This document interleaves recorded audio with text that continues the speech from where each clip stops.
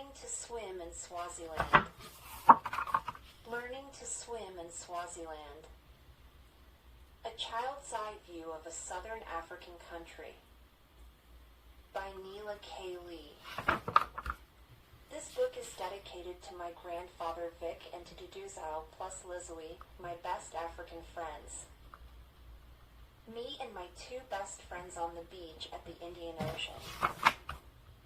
You can spend South African money in Swaziland, but not the other way around. The old King Siphuza. When I was 8, my mom and dad took me to live in Swaziland. It's a tiny African kingdom, and this is how you get there. A few facts about Swaziland. It is surrounded by South Africa on 3 sides and by Mozambique on 1 side. It is smaller than New Jersey, but sort of round. It is ruled by a king. It does not have a beach. It is south of the equator. There are no lions. Here are some things that happen when you cross the equator. Winter is in June and July. Summer is in December and January. The school year begins in late January. This is a schoolhouse in the bush. LT has no electricity or running water. The night sky is different.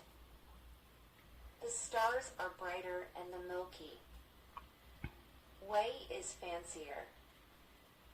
Some constellations are brand new. Some constellations are upside down. Some constellations are missing. There's no BLG dipper. Bathtub water goes down. The drain different ways. There are 2 official languages in Swaziland, English and Siswati. For lots of Siswati words, you have to make little click sounds inside your mouth. Click here chamu. Many Siswati words are very long. The number 19 has lots of letters. Count how many. Lishumi Nesigo Bagalayani. If you go to Swaziland, here's what to say when you meet a friend. Don't be surprised if the English you hear is different. There's always an accent. You might think it's from England, but really it is from South Africa. Mind the robot. Some words can be different too. Match the pictures with the right word. This is a Swazi man. He has feathers and sticks in his hair. This is his impala skin for ceremonies. This is his top dress. This is his underskirt. This is his shield. This is a Swazi woman. This is her basket. This is her baby on her back. This is her dress around her cloth. This is a big piece of cloth like a skirt. Swazi children are very nice.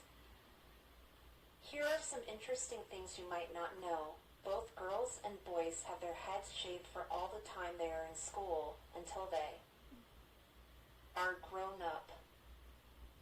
Both girls and boys have their ears pierced and they keep bits of straw in the holes because they do not have earrings. You can always tell a girl from a boy because a girl wears only skirts or dresses. Boys wear mostly short pants. Swazi children help their parents a lot. Boys take care of cattle. Girls wash clothes, fetch water, and take care of babies, which are wrapped in cloth and carried on the back. Here is how you do it. Me. My baby. Cloth tied around waist.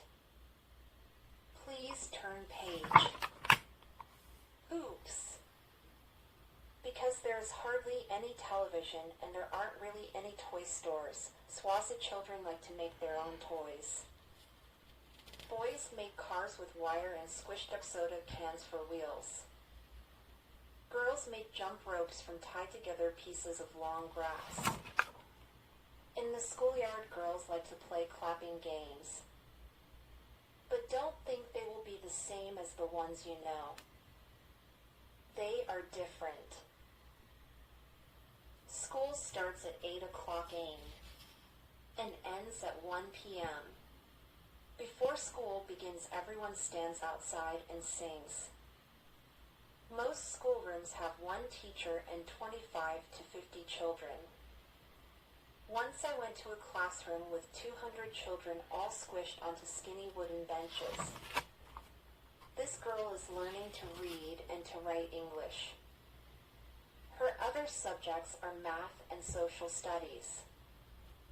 All children walk to school, sometimes very far, sometimes more than an hour. See where they walk? The way it is in the background is the way it is all drowned. All children are supposed to wear school uniforms, but not too many can afford them.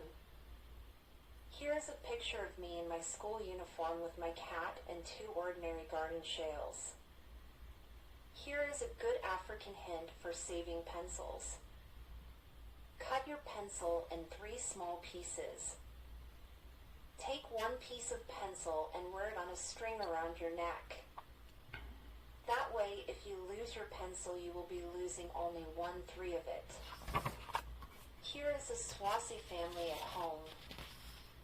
Most houses are made of mudstone, sticks, straw, or cement blocks. Roofs are tin or straw. My house was cement.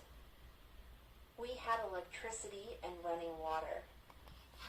If you see a group of huts bunched together in the bush, it is called a homestead. Many Swazi husbands have lots of wives, so most Swazi children have lots of brothers and sisters. The grandmother, called a go-go, helps to take care of the children. Lots of times they have a sleeping hut all to themselves. Swazis eat mostly corn, which they call mealai. 1, they grind it up like mashed potatoes. 2, they throw it on the fire with the husks on. Recipe for bunny chowdhury, a loaf of bread. Hollow out the middle part and fill it with beef stew. Eat right away. A Swazi folk tale. Why some animals behave the way they do. One hot and sunny day, a dog, a goat, and a donkey were walking through the bush. They came to the edge of a dusty road just as a car was passing by. The driver stopped and offered a ride.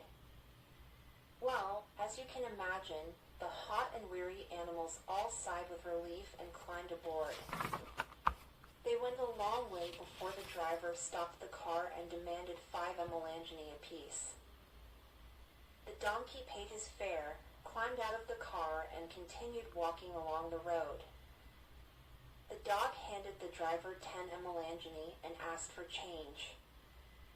Meanwhile, the goat jumped from the car and ran off into the bush. Seeing this, the driver turned to the dog and said in a gruff voice, "If your friend will not pay for his ride, you will." And with that, the mean and angry driver quickly started a car and left the dog standing in the road, cheated out of his money. The day started to run. "Wait," yelled the dog. "What about my change? Give me back my money." But the driver kept on driving, so the dog kept on running. That's why, to this day, if you happen to see a donkey on the road, he will just stay where he is. If you happen to see a goat, he will run away. And if you happen to see a dog, he will be chasing after a cat. The end.